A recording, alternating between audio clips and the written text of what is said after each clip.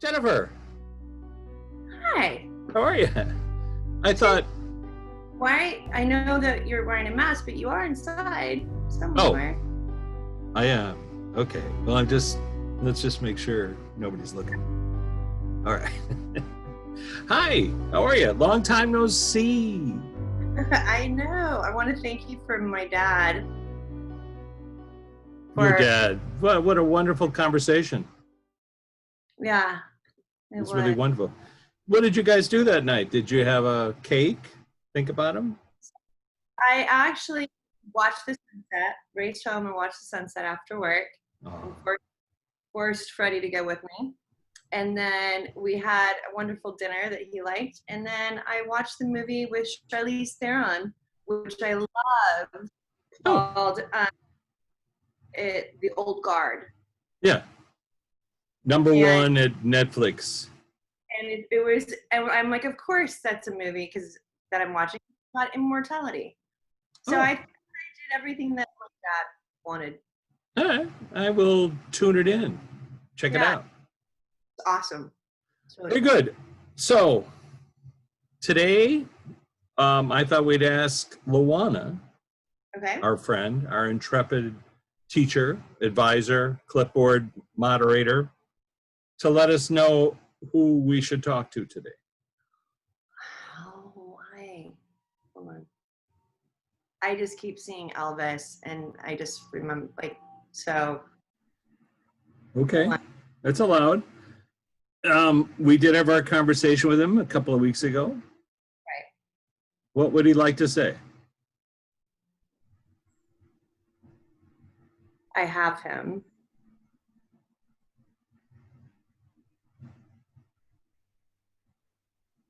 And he's not hurting anymore. So I believe he's talking about his grandson. I think so. Yeah. I'm glad to hear that. When we were doing our session with your dad, that news sort of came over the wire. Yeah. Crossover. Yeah. And I don't look into anything before we start. I know. I know. Just pop No, into my and that's why I left it up to Luana. That's an I think they important want to thing talk to hear. I think they want to talk about suicide. Okay. I'm not sure. Um I just heard something, but I don't know how to say it. Okay, give me a second. Sure. Every life is not always meant to stay on the planet. Now, who's saying that? Wanna. That's Luana. And Lou, what do you mean by that? I think I know what you mean. Do you want me to talk about it or do you want to explain it? She's gonna try to explain it first. Please. She just showed me a life, like a timeline. Okay, Mm-hmm. put like little marks in it. And she just shows me going, coming, going, coming. And I think with each lifetime, it's different. And it's almost as if she's saying every lifetime or every soul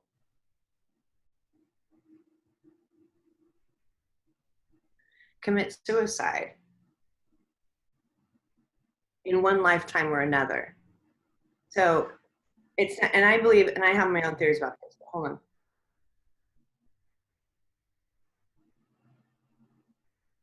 And a lot of them do it unconsciously. Unconsciously. I was going to say, people smoke cigarettes.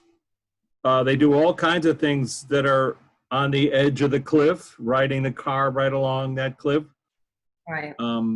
They do it unconsciously, or they overeat, they take drugs, whatever it is, and then they're shocked when they're no longer on the planet, but Right. realize one thing led to another. And if just to clarify this idea of going and coming back and going and coming back, I liken it, and Lou, correct me, I liken it to be on stage. If you think of each lifetime as a performance. She did show that. I'm sorry. She did show me. I have my necklace backwards. I put it on backwards. Okay. Um, Just click that button. that turns it around. It doesn't work like that. There it did. Well, that idea that we're on stage, and Right. just to clarify, we're in the audience because only a portion of our conscious energy comes to the stage. So while we're on stage, we're Right. experiencing everything firsthand, and then we get off stage. And now we're backstage, we're back home. This is what everybody calls it. And we plan our next performance. Right.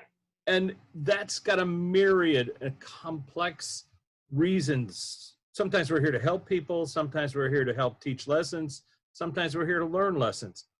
And within that lesson, it might be a very difficult lifetime. And at some point, we're talking to our higher selves saying, I didn't sign up for this. I volunteered to come here. I wanted to help people. But this is way worse than I remember it. We've talked to people like that. And it's not to mitigate, because I was answering this question on Quora this morning. Somebody was saying, you think that when somebody commits suicide and they get back home, all the people that they made suffer, all of that remorse overwhelms their soul and they feel beyond sad for what they've done to others. And I said, if you can consider that backstage or off stage is unconditional love, that's what people report. What I feel is they might feel it. If they feel it, it leaves as quickly as it comes. So they might realize that they're dead, maybe from an accidental overdose or like from, whatever it is. But their body is dead. They're still alive, right? Because they're aware of it. They're still alive, but they might feel, oh no, what did I do? For like a split second before somebody else comes in, gets, before they realize it. Before their guides, their teachers pull them back home and say, don't stress over this so much because you're coming back. You have a chance.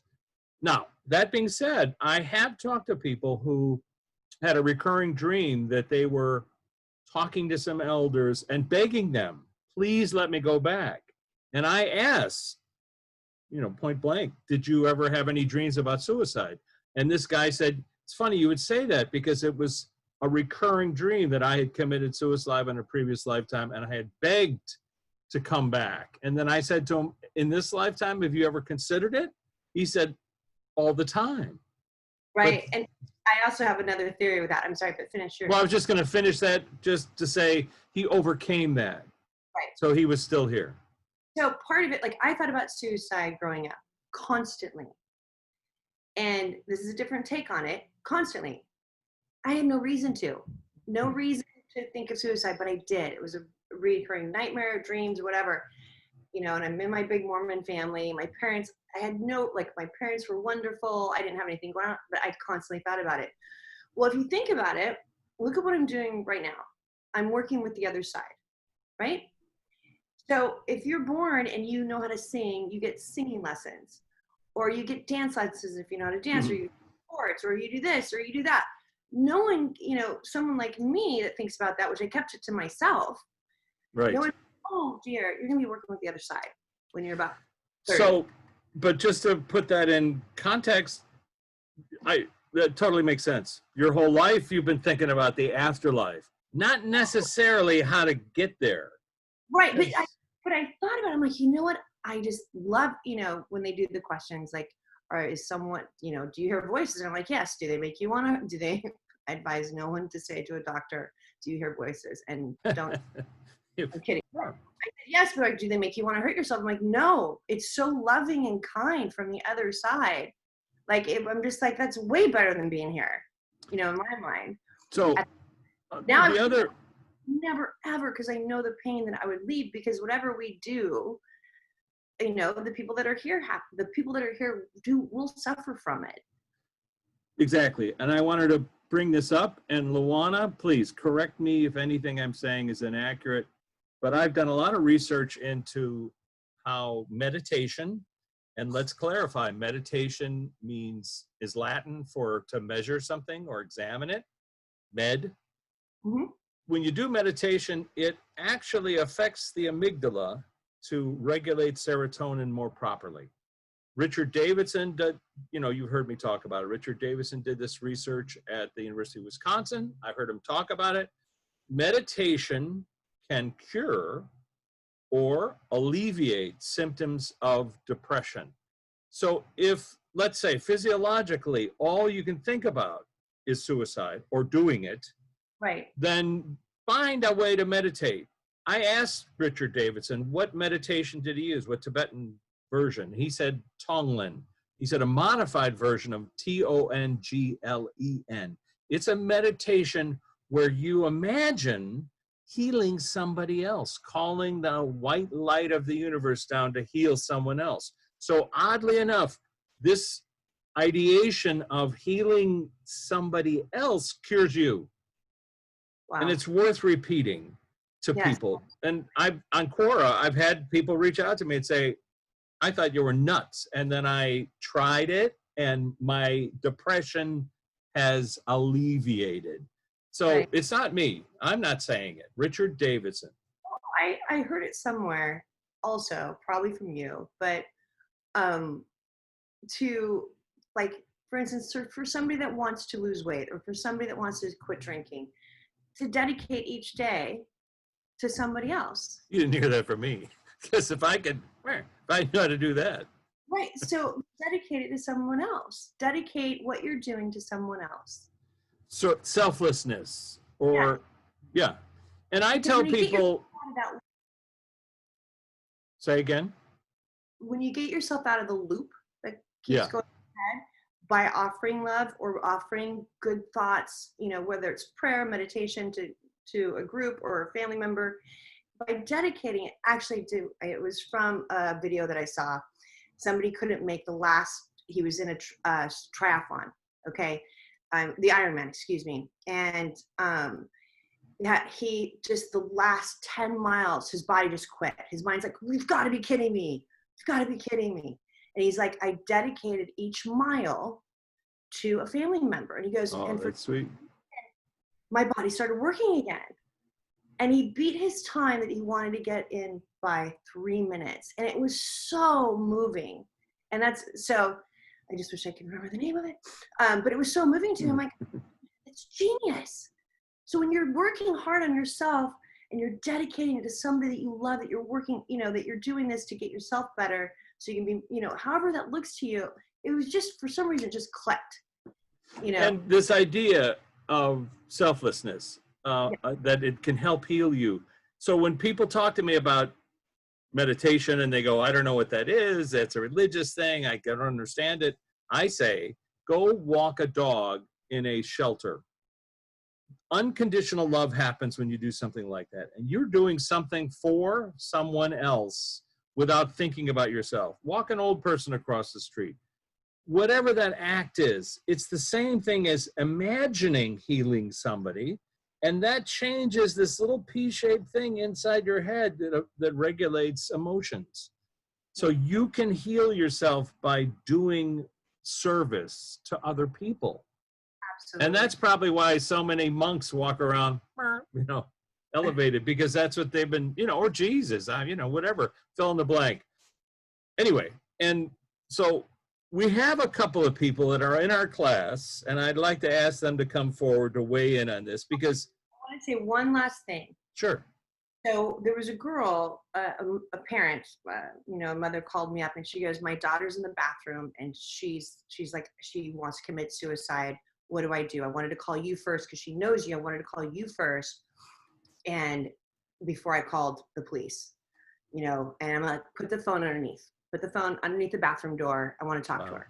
And I said, if you kill yourself, I will never speak to you in spirit. I'm like, never. I'm like, and first of all, you're thinking, hear the whole story. I'm listening. You make First me of all, and I did swear at her. Well, first of all, you are going to be working with the other side. They don't want you there. You're going to be either in forensics. By the way, I'll start from here. She didn't commit suicide and she's in forensics now. Wow. I'm like, you're going to be working with the other side, helping them in some capacity. And you just haven't figured that out yet. But they don't want you there. They need you here to help them. And she's like, oh, that makes so much sense. Something clicked. Wow. And she think about it again. And and to this day, I will never forget that story, because I also walked up to my daughter to say goodnight right after that happened. And she was 7 years old then. She's 16 now. And I could feel tears. And I'm like, Blakey, what's wrong? She goes, why is my life not worth anything? I'm like, oh, no. I thought about you because I was talking to somebody, and I'm sorry. It has nothing to do with you. It had to do with them. And I explained it. She goes, okay. She goes back to I start bawling. And the next day, Denise asked me if I wanted to share an office with her. The very next day. And right. Nobody knows who that is, but that's Jennifer's friend who's a psychiatrist. Wonderful. They share an office. Wonderful doctor. Only if I could put flashing lights on the door. Kidding. Well, I wasn't going to ask to shift gears. I want to focus on this. Listen, Elvis is here, standing by with his grandson. And for him to say, I got him, is a wonderful thing to say. But it's hard to talk about that because it's so emotional. So let's talk to a couple of people in our class who checked themselves off the planet, who did that. And okay. Go ahead. And one of them has talked to us quite often about meditation, because I asked him when he mentioned it, did you used to meditate? And he said, F no. If I had, I'd still be on the planet. Did I say that for him, or did you talk to him? No, you said that. I said to him, because you said he's showing me a monk meditating. And I said, oh, is that something you used to do? And he said, if I had, I'd still be on the effing planet. Right. Anthony Bourdain. Yeah. So yes. We have Robin, we have Anthony, we have other people who would like to weigh in on this. Even Prince shut up. Even Prince, and to clarify, he pointed out to us that using those medications had to do with his dancing. Every time he'd jump off a piano, he hurt his hips, he'd hurt his feet, and he had to dance, he had to jump, but it also meant he had to use painkillers, which eventually led to an exit ramp. But let's have them talk about it. Luana, if this is a topic you want us to talk about, let's talk about it. Yeah, it's I'm like, why do you want to talk about it? And then she showed me Elvis again. Well, it's also in the zeitgeist. People are freaking out about the pandemic and absolutely. And she showed that, and then that's the other thing that she said. She's just like, everybody, because there's not so much going, like, you can't go do the things that you used to do. You shouldn't do the things you used to do. That our mind again gets in that loop. Like, we need meditation and prayer more than we've ever needed it in our lives, because by sitting alone with our thoughts, that can be scary for stuff, right? Yeah. Okay, hold on. She says this is a great topic because it's challenging for us too. We're not saying, oh, it's going to be okay if you do it. No, you're going to hurt people here. You're going to have to, you don't want to have to go do this again.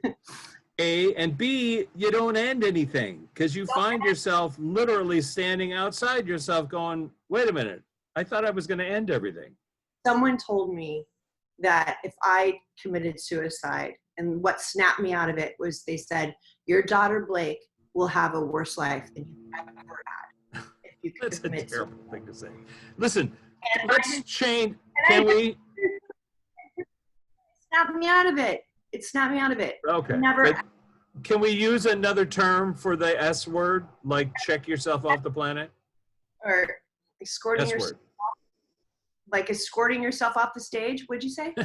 No, I meant like, like something else. Checking yourself off the bus, but exiting the stage, exit stage. How's that?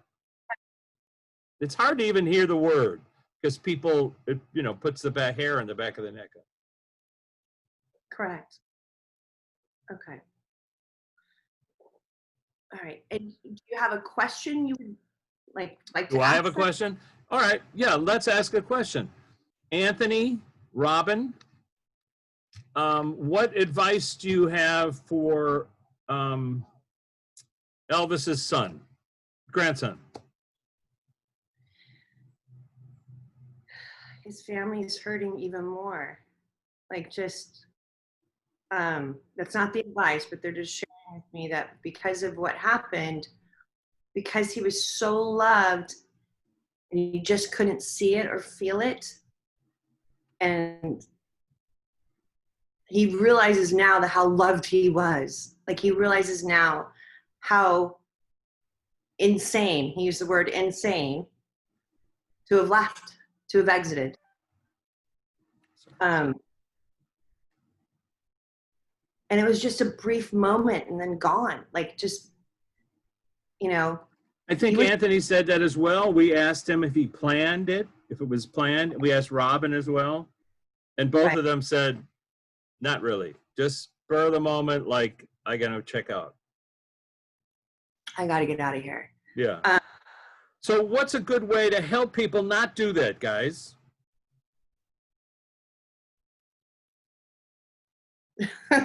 Just don't effing do it. There's no more room up here. I don't know if that'll tuck anybody, you know. I know. Let me go back. They're laughing about it. They're like, just don't. Say no. Just say no to saying no. Right. Grab a friend. Grab someone close to you. Immediately, they're saying. They just showed me. Grab somebody. Don't. The second you start thinking that way, talk to somebody. Call a hotline. Grab, even people that might not even understand. It doesn't matter. Grab someone. Okay. And meditation would be something you would do during the day. It could be, well, yeah, of course, but there's talking about the immediate circumstances. You can't say go meditate to somebody that wants. Because you're depressed. I understand. But it will work later. That's something that you have to incorporate in your practice later. But for the immediate, okay, hold on.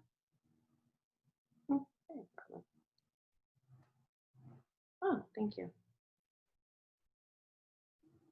Sorry, he said he liked my angel wing. That's sweet. It was like, what are you guys chatting about? You hate that. You always feel left out. No, I think it's hilarious. I mean, why not? Of course. He doesn't have to talk to me. He's talking to you. He gives me a picture of me in my mind's eye with the necklace, showing me that it's weird, but it's not. It's what I do. Love it.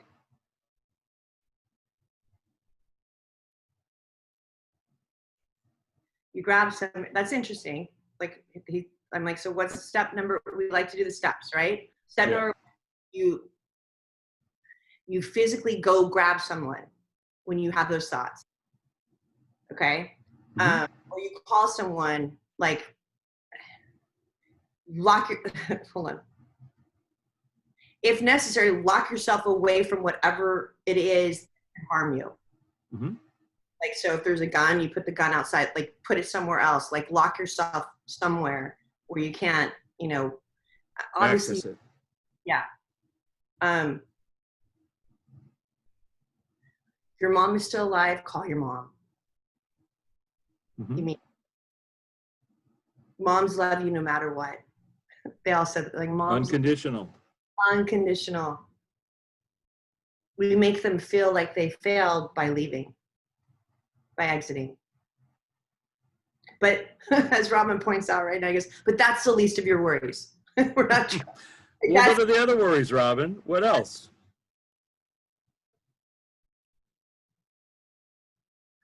He's like, if it's financial, go become a monk. Sorry, I'm not making light of people that. No, you're just repeating what you're hearing. I get it.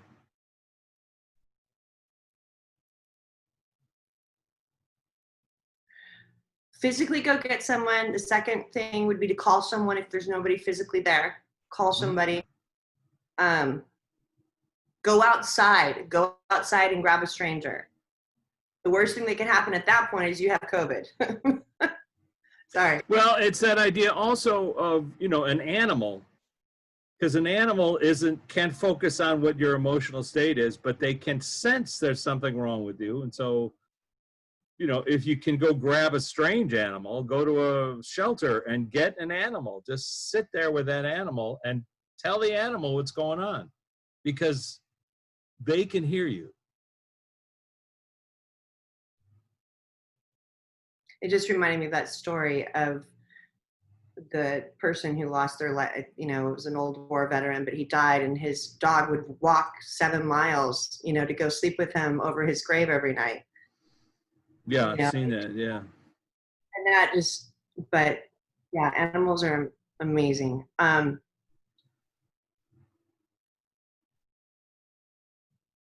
Grab someone, call someone, go outside.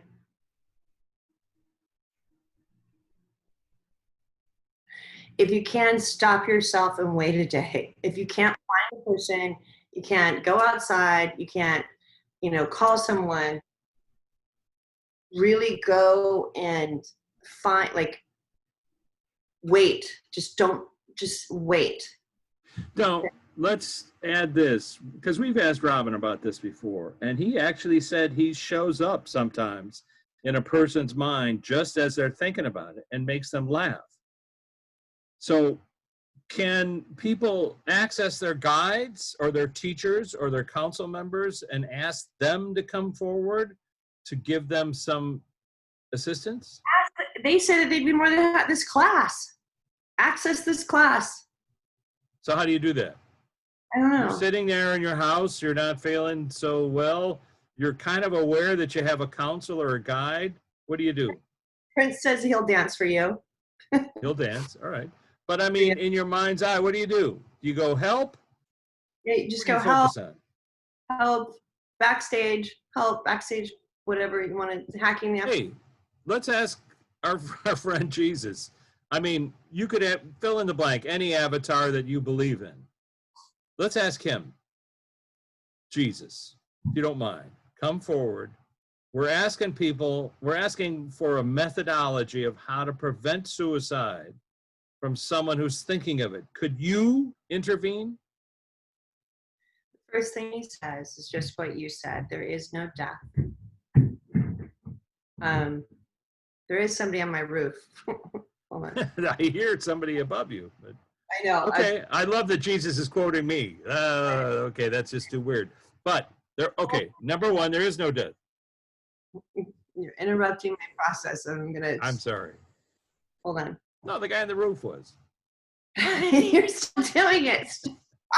I know. Between all this, I have the trifecta at my office. Hold on. Anthony Bourdain just showed me eating food. Do you want to go eat? That would be one way to get your brain to think of something else. Eating, wouldn't it? Best piece of pie I've ever had. Cappuccino, pizza. Huh. Not Kobe. Well, I think what you. Hold on. Hmm?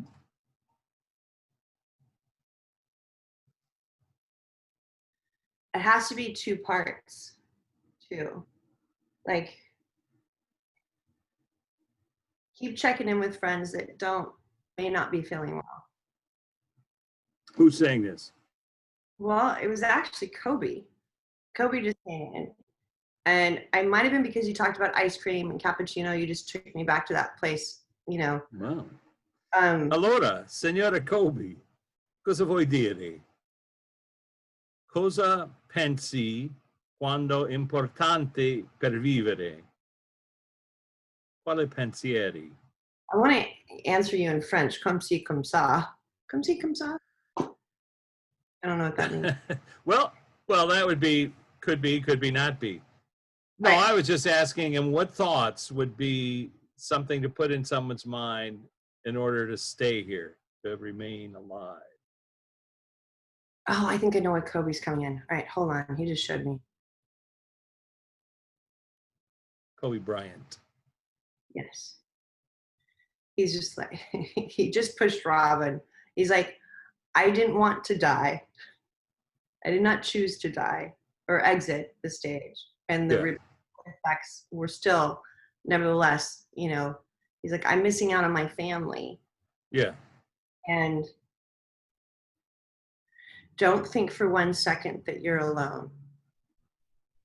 And he said, he goes, he's actually saying that he was, you know, at times felt very alone, you know, a while ago. But there's always somebody that's going to be your number one fan. You will always have that, even if you can't see it at the time. That's very profound. Thank you, sir.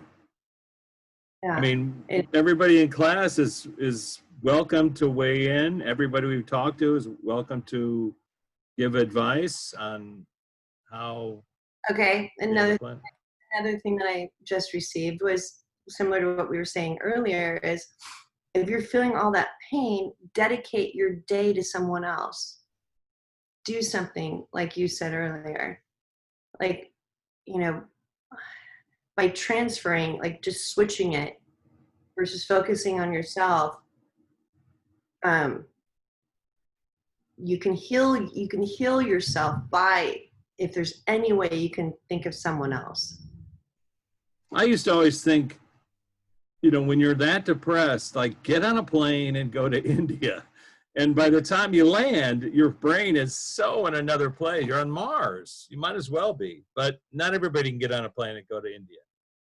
Or focus on somebody else's misery or suffering. Let's say you go someplace where everyone's suffering.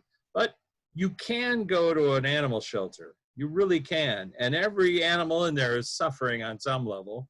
And if you just take 10 minutes to walk or talk or to let a dog lick your hand, your brain is not thinking about you. You can't. Right. You know, it's something about pain. You can't feel pain in two places in your body at the same time. If you get shot here and here, you can only feel one of them. You can't feel it simultaneously.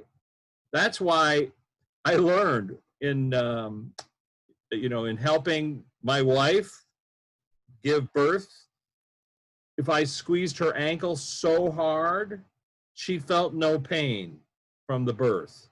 So when our son was born, zero pain, because I was squeezing the heck out of her ankle. And I mean, there's a point where you know, you just, and that's all she could feel. She could only feel the pain of me. But so our son, you know, showed up like, whoop.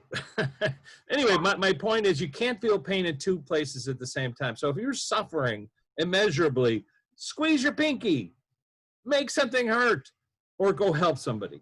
If you can help somebody, you can't think of your pain. But also, please don't fight yourself. Please, that's not that. That's the continuous. No cutting. No cutting. Shooting. Shoot yourself in the foot.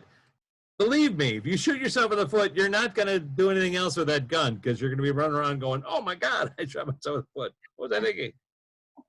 Anyway, they're all not advising you to do that. All right, you guys would know. Forget what I said. Anthony, back to you. You say we should eat. That's very interesting. What? Anthony was kidding about me eating, like, oh, you're going to leave now? I think it's a great idea. Feeling depressed, eat. Eat something green. Eat something green. Or someone green. Hold on.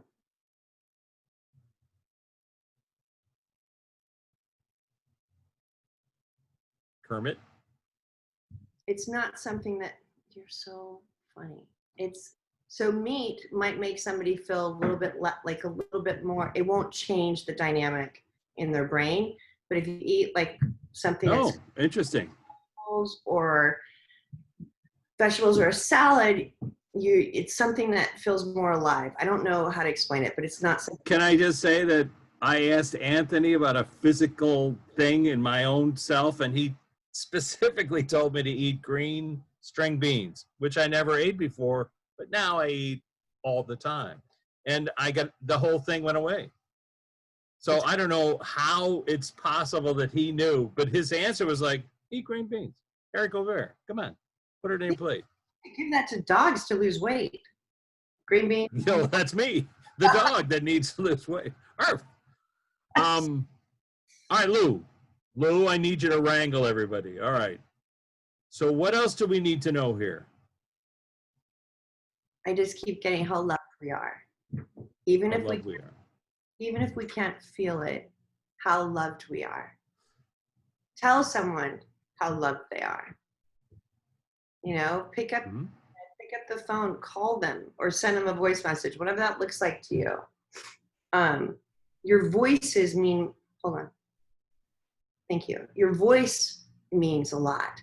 So instead of a text, because texts are taken differently and sometimes like call, like you can send a voice text, a voice message, sorry, or Yeah, pick I up the darn. understand. Speaking of voices, Luana, I spoke to somebody that's a friend of yours yesterday. Can you put it in Jennifer's mind who she is or related to? Is she related to Jack? I just want the audience to pay attention to what just happened. I spoke to Jack Nicholson's wife, his ex-wife, yesterday. Very close friend of Luana's. So we spoke for about an hour on the phone. She's a healer. She lives in Hawaii. We were talking about Krishnamurti and other stuff. And I thought, I'm going to ask Luana if she's aware of my conversation. And I knew that if she was, she would say to Jennifer or show her Jack You Nicholson. showed me Jack Nicholson, and you're like, and then you said, shh. And then I'm like, well, it's Jack Nicholson. Sandra Knight was an actress. She was also a bike messenger with Luana when they were teens at MGM. Bike messenger, riding your bike around, delivering things to the studio. And so was Jack. And he met Sandra then. They did movies together. They got married. They have a beautiful daughter. And at some point, Jennifer became a healer and a spiritualist and changed her life and became this guru who lives in Hawaii. And we just had a fascinating conversation about Luana, about life, about the afterlife for a couple hours yesterday. And I just thought, I'll ask. Let's just see if. So the audience, there you go. Proof. And when I looked for the audience, when I looked down, I have a clipboard that just has doodles. Turn it down a little bit more, yeah. There, what does it say in there? It says Anthony Bourdain, Robin, Prince, and I'm writing, Jesus says there's no death, exiting the stage, Kobe, suicide, meditation, Elvis's grandson, and it shows, and then I wrote down, go grab someone, because I think that's profound. Go grab someone, if you can't grab someone, go outside, call someone, call a hotline, call whatever it takes, and wait. Don't do it don't do it right there. Wait a day. Just wait one day. You can wait one day to end your life if that's what you want to do. And they said, Anthony Bourdain would have done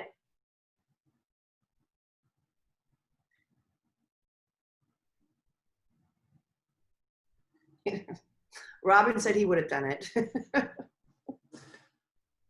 Well, listen, we've also Go ahead. Well, we've also done this, survey with them. We did have an entire chapter in Backstage Pass to the Flip Side with people who had all done themselves in, asking them questions about why and when, and was this an exit point? And, they give us the perspective of being on stage over and over and over again. And so one of your performances on stage, don't focus on the exit. Focus on the performance on stage. It's much harder to live here, but it's so much better. We get to feel everything. And we volunteer. We come here to experience that stuff, and we forget that we volunteered. That there's people here we need to love and help and everything else. Now, I would be remiss if I didn't ask Elvis's grandson. I don't know his name. I'm sorry. But if he has any personal things he wants to say to his mom, or in case she runs into this at some point in her life.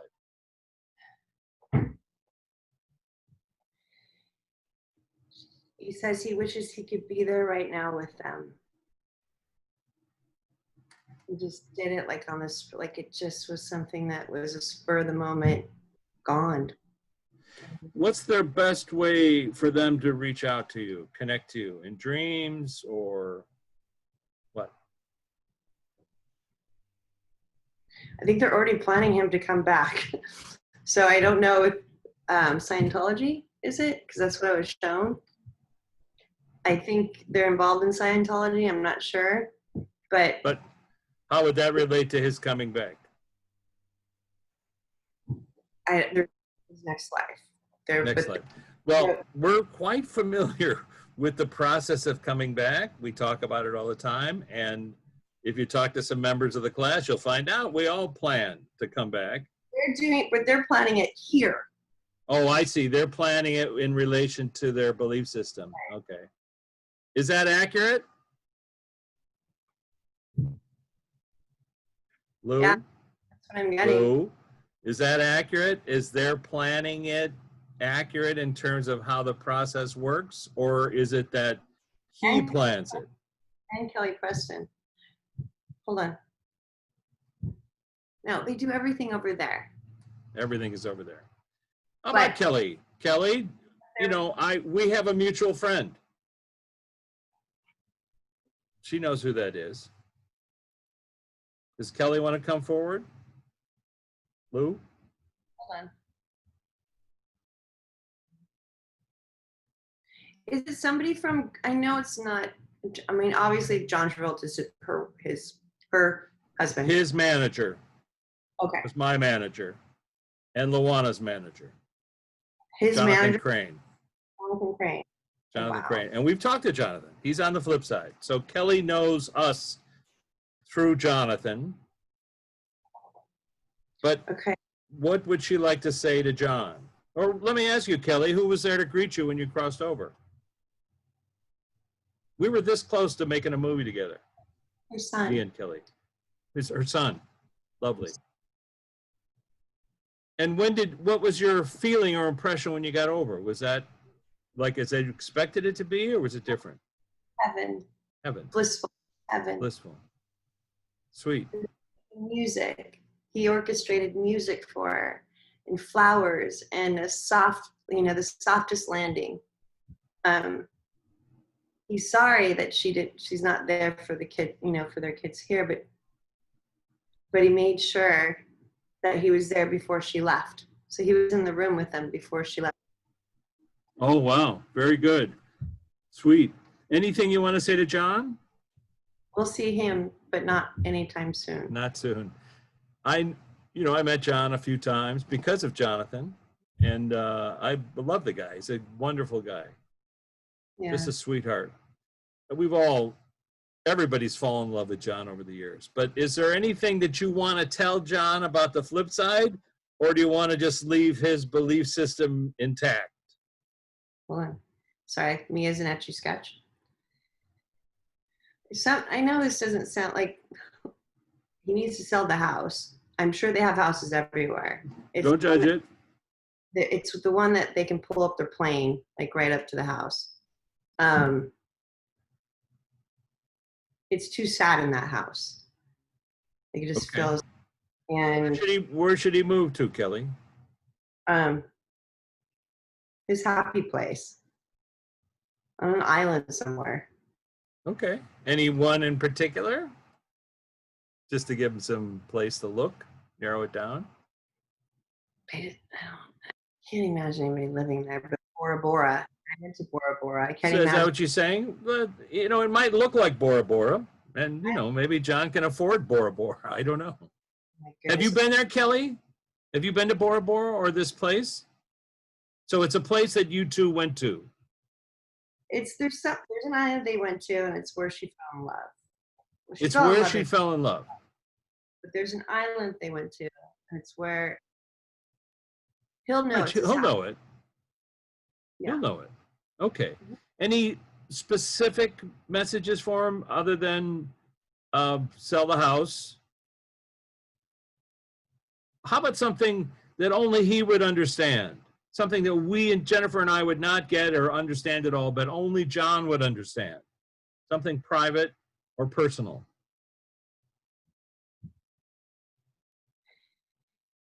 He can.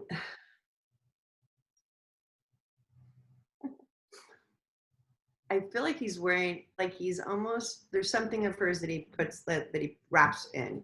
Either it's clothes of hers, Like a scarf. he smells her. And he does talk to her all the time. That's great. And do you respond? How do you respond? Something with the lights flickering. Okay. In dreams, are you able to enter his dreams? Not yet. His grief, I think his grief hurts, like he's hurting. Not yet. Okay.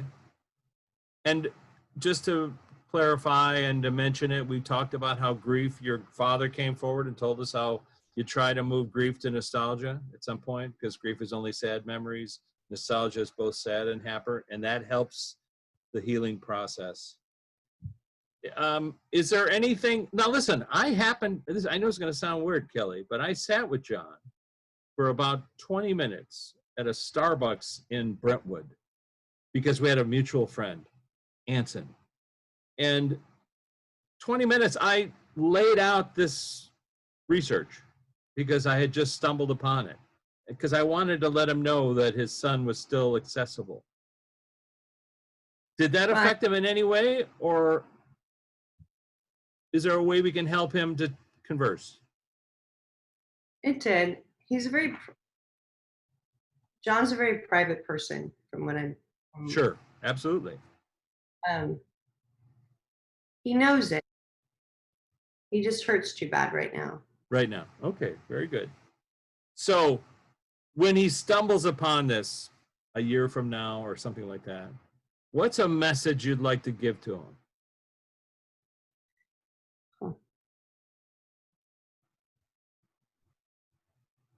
Tell him to love everyone. And It's hard, Kelly. Come on.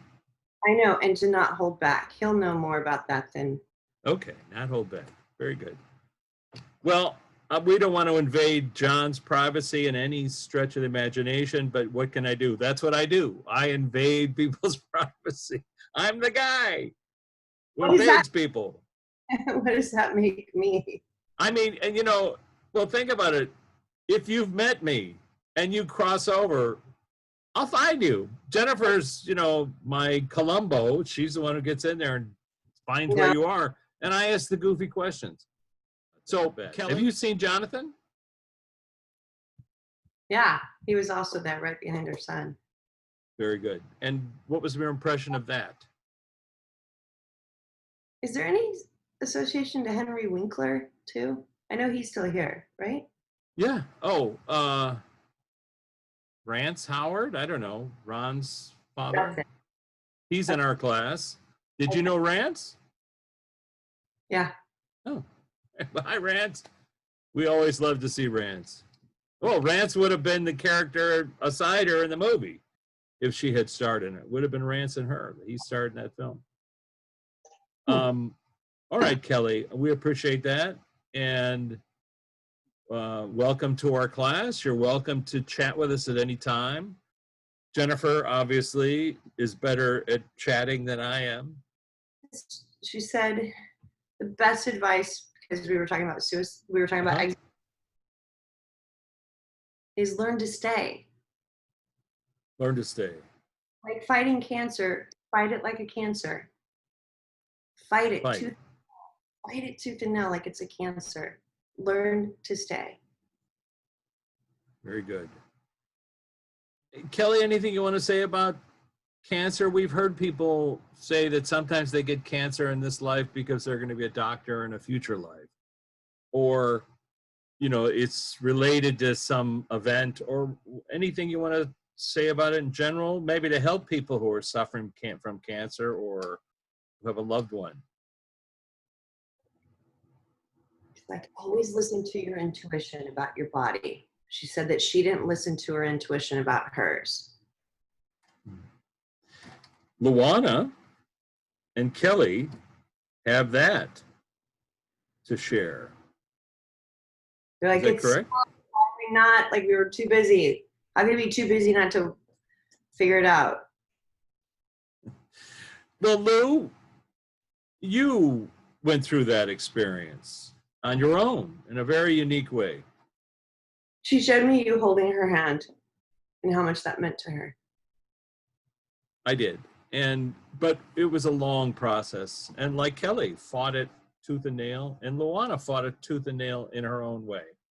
They just keep saying, treat it like if you want to exit the stage, fight it like you would if you had cancer. Very good. That's brilliant. Yeah. Fight it like an actor who doesn't like getting off stage.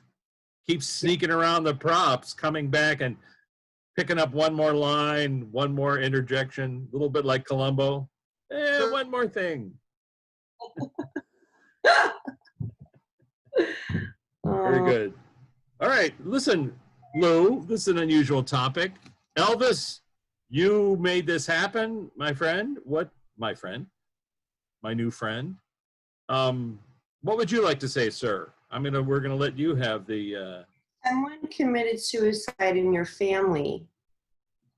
In whose family? My family? No, he's saying something. Oh, so if someone. If someone committed suicide in your family,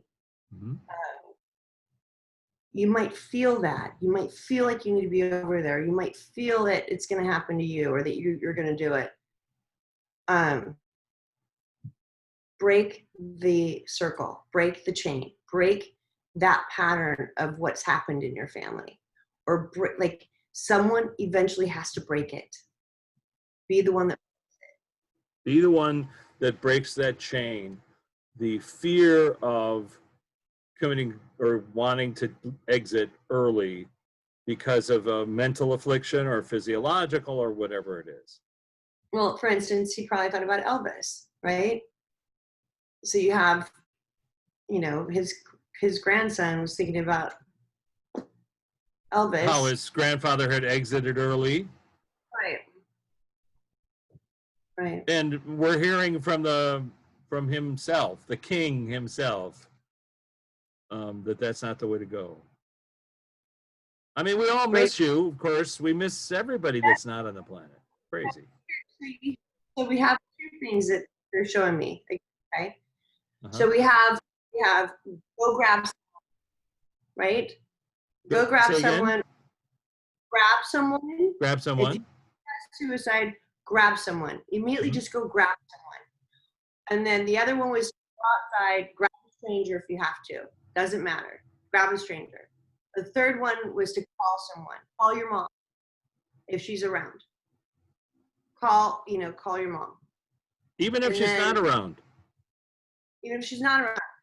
Then the other part of it, like with what they said, is break it and fight it. Break that chain, break the circle of the suicides in your family or deaths, and fight it. Fight it like you would if you had cancer. That's brilliant.